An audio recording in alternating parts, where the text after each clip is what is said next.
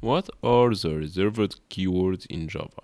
So first one here we have package. You can't really have package in within your packaging because it's reserved for example for the package here. Also new, you can't have like private string and the name of the variable is gonna be new. It doesn't work like this one. You can have anything, but new doesn't really be. Also, do is another keyword. So basically, I believe any keyword that is being used in Java, such as try, for example,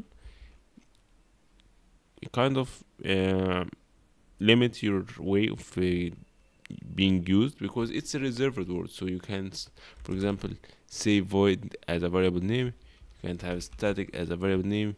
You can't have public as as variable name, other private, so on and so forth. So basically, any kind of keyword that you use in Java, you can't really have it because it is a reserved keyword.